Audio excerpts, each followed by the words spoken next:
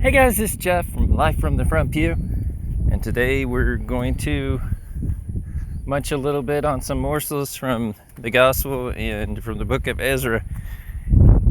Now, we've talked about this conversation before. Israel is being given a second chance through King Darius II. He's had this conversion, and he realizes that the God of the Israelites is the reason why he has the stewardship that he has over the land that he has. And so, to kind of make up for the wrongs of the past, he gives the Israelites the opportunity to come build his temple, build this temple to the God Yahweh of the Israelites. However, they're still his subjects.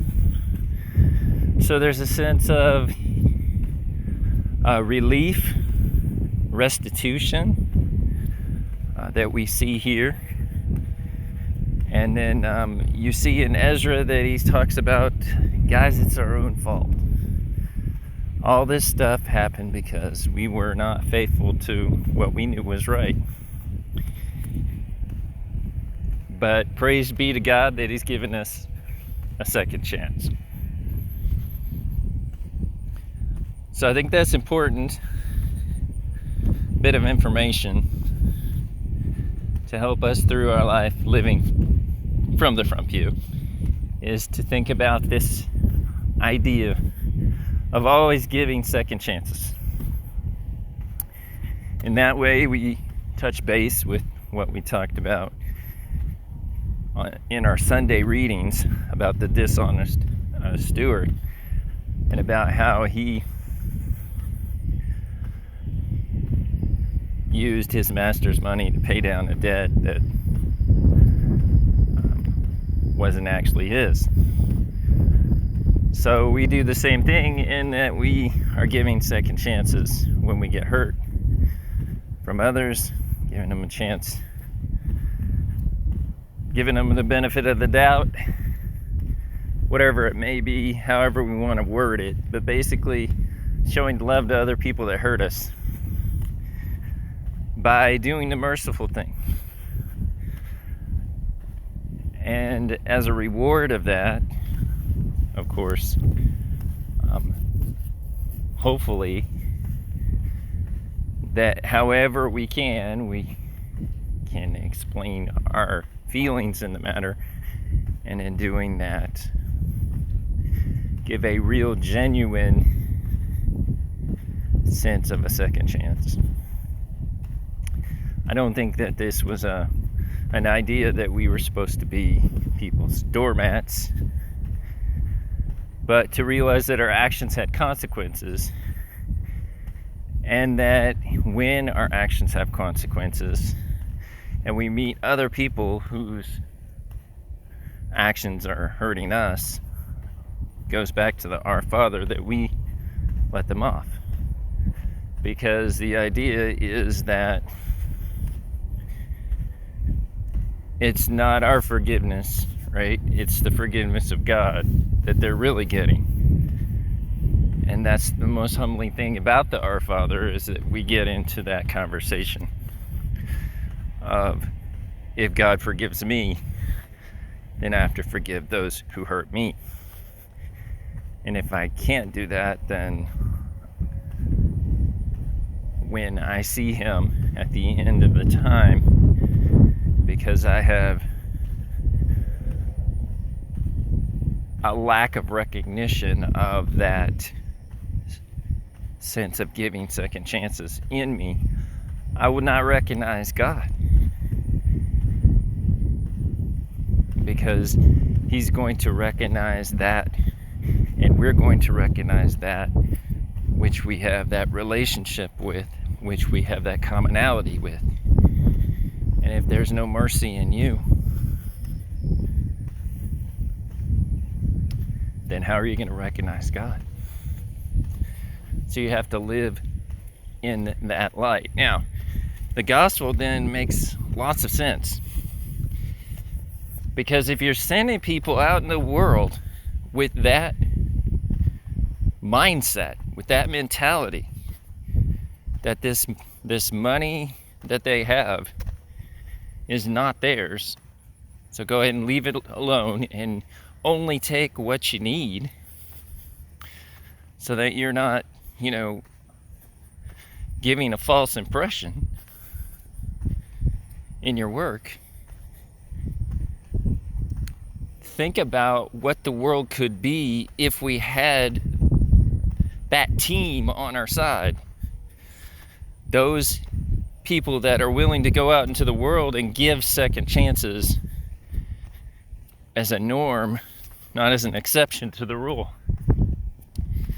Because when they do, they're just spending their master's money. Now, then we talk about this idea of what the good news is. So what is the good news then? Well, the good news is, number one, you may be suffering, but your suffering is not without a purpose. It's just not suffering to suffer. It's suffering because it has a purpose. Now, what purpose it has and how that fits into the end times and what happens in the next life is only your guess and my guess.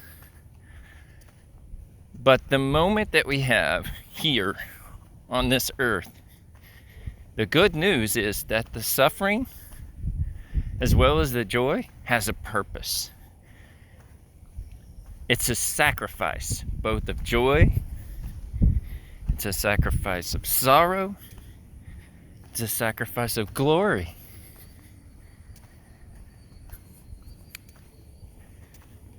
And if you notice that all of these things can be used for the benefit and the glory of God, then you realize that this would be an overpowering force that Jesus is unleashing on the world.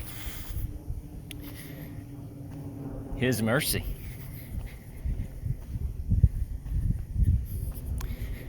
And the ones who are chief among these, that would be distributing the most important currency, would be those that can receive and give the sacrament of confession. Because in that,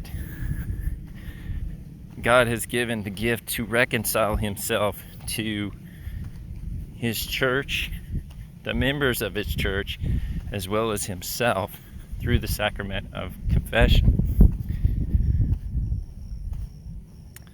So, morsel for meditation is,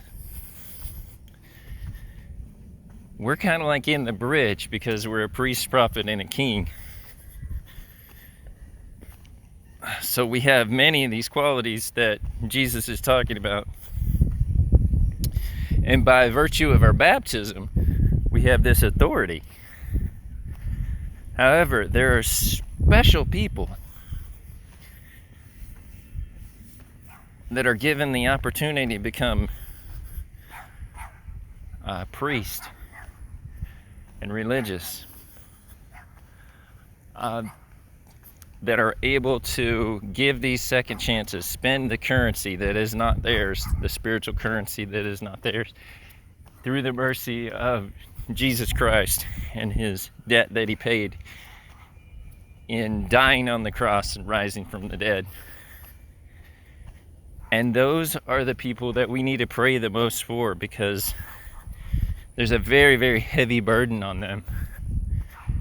And the world is not a nice place when it comes to that, because the more that it is expected of you by people in the world, seeing that that's expected of you, are going to judge you more harshly. They're going to be on your every move. As we see today when we see preachers, priests, bishops, whatnot, everyone is quick to criticize. So we need to continually pray for these that Jesus has sent out with the very bare minimum. And also to realize that when these attacks are coming to you, to react as Jesus said to react, just by blowing it off. And by blowing it off, of course, we mean not giving energy to it. So as you're criticized for doing the right thing, or in your circumstance, being good to people who are not good to you, the idea is that when it happens, that we shouldn't give energy or any of our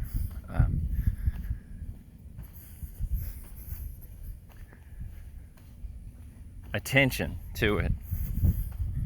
We should just let it blow off us.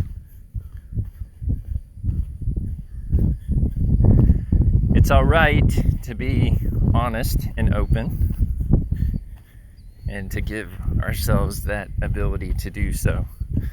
But sometimes it's going to be with people who aren't going to respond to that type of currency, if you will. They don't have a relationship with you, so it's just not worth your time to even stand up for that. And I think that's what he's trying to say. So there's a lot in today's readings that we could chew on and meditate. And again, meditate on. And again, like I said, this is just the first breakdown of this that I'm sharing with you guys. So as it goes through the day, it'll become richer and fuller and meaningful, where if I had the time, I could do a blog post that would get more into the meat of this. But I want to just share this part with you, this breakdown, this chewing with you. And I hope that you got something out of it. If so, please share and help others to live life from the front pew and turn their spiritual life up one more notch. And God love you. You have a great day.